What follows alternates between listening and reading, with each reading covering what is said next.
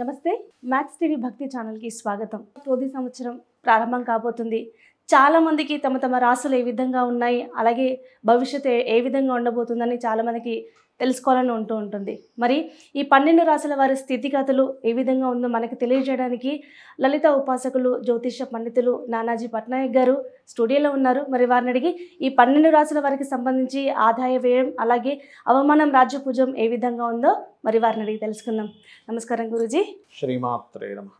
గురుగారు, ఈ క్రోధినామ సంవత్సరంలో తులారాశి వారి యొక్క కాందాయ ఫలితం అలాగే ఆదాయ వ్యయం అవమానం రాజపూజ్యం ఏ విధంగా ఉండబోతుంది? తులారాశి వారికి కనుక చూసుకుంటే 2, 8, 1, 5గా ఉందమ్మా.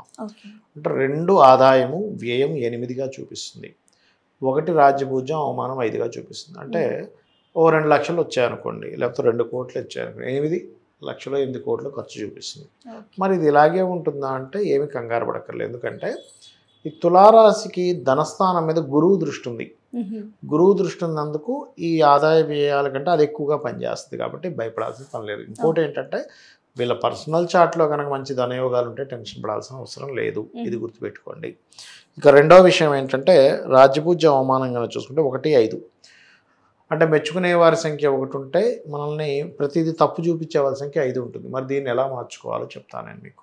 ఒకటి, ఇక్కడ ఇందాక నేను చెప్పినటువంటి దాని పరంగా మార్చుకునే విధానం ఏమిటంటే ఓం స్కందాయ నమః ఆరాధన ఒకటి, వ్యయం తగ్గడానికి ఉలవలు దానంగా ఇవ్వడం చేయాలి. ఉలవలు దానంగా ఇవ్వడం, రెగ్యులర్గా గణపతి ఆలయాలకు వెళ్తే ఆదాయం కంటే వ్యయం ఎక్కువ ఉంది కాబట్టి తగ్గుతుంది ఖచ్చితంగా, అందులో డౌట్ లేదు. మరి రాజ్యపూజ్యం పెంచుకోవాలి అంటే లలితా సహస్రనామాలు రెగ్యులర్గా వింటూ ఉండాలి, రాజ్యపూజ్యం పెరుగుతుంది. అవమానం తగ్గాలి అంటే జయ గురుదత్త శ్రీ గురుదత్త అనుకుంటూ ఉంటే అవమానం ఖచ్చితంగా తగ్గుతుంది, అందులో సందేహం ఏమీ లేదు. ఇక మిగతా అంశాలు కనుక చూసుకుంటే వీళ్ళకి ఫైనాన్షియల్గా బాగుంటుంది. గురువు దృష్టి 2వ స్థానం మీద ఉంది కాబట్టి మే వరకేమో గురుబలం ఉంది, దాని తర్వాత ధనానికి గురుబలం ఉంది. చాలామంది అష్టమంలోకి వెళ్తే గురుబలం ఉండదు అనుకుంటారు, కాదు, తప్పది. 2వ స్థానాన్ని చూస్తున్నాడు గురువు, దేని చూస్తే దాని బలం పెంచుతాడు. ధనస్థానాన్ని చూస్తున్నాడు తులారాశి వారికి, ఖచ్చితంగా పెంచుతాడు. తులాలగ్నం వారు తులారాశి వారికి, అందులో ఎటువంటి డౌట్ లేదు. అండ్ అట్లాగే ఇంకోటి ఏంటంటే ఇక్కడ ప్రమోషన్ రిలేటెడ్ సంబంధించిన విషయంలో మాత్రం కొంచెం స్ట్రెస్ ఉంటుంది. మరియు వీళ్ళ అన్నదమ్ములకి ఎవరికైనా సరే గవర్నమెంట్ రిలేటెడ్ సంబంధించిన ప్రయత్నాలు చేస్తున్నట్లయితే అవి సక్సెస్ఫుల్ అవుతాయి. అండ్ కొంచెం షార్ట్ జర్నీస్ అధికంగా ఉంటాయి ఈ సంవత్సరం వీరికి, కాస్త షార్ట్ జర్నీస్ అధికంగా చూపిస్తున్నాయి కూడా వీరికి. అండ్ అట్లాగే ఇంటీరియర్ డిజైనింగ్ ఏదైనా అంటే ఆర్ట్ రిలేటెడ్ సంబంధించిన నేర్చుకుంటారు. హోమ్ లోన్స్ లభిస్తాయి వీరికి. శత్రువుపై జయం పెరుగుతుంది చెప్పాలంటే.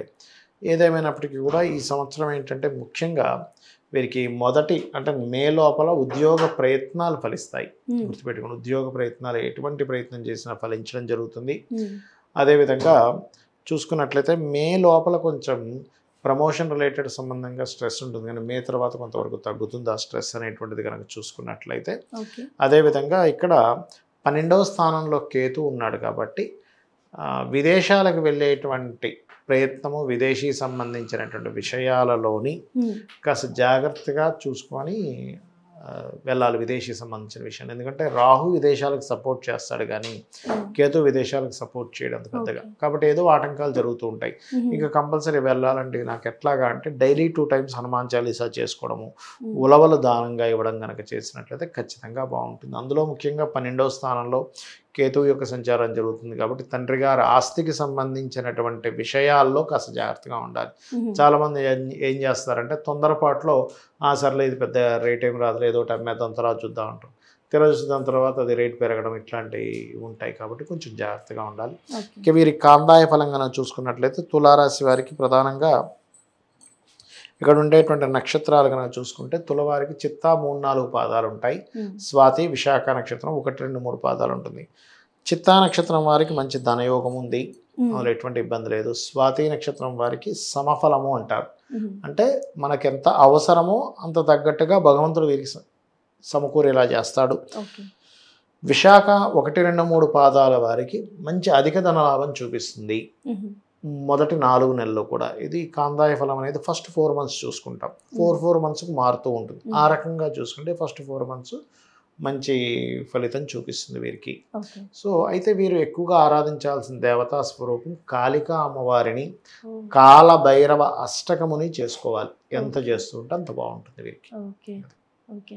ఈ క్రోధీనామ సంవత్సరంలో తులారాశి వారి యొక్క స్థితిగతులు ఏ విధంగా ఉంటాయో మాకు తెలియజేశారు. ధన్యవాదాలు గురుగారు. శ్రీమాత్రే నమః.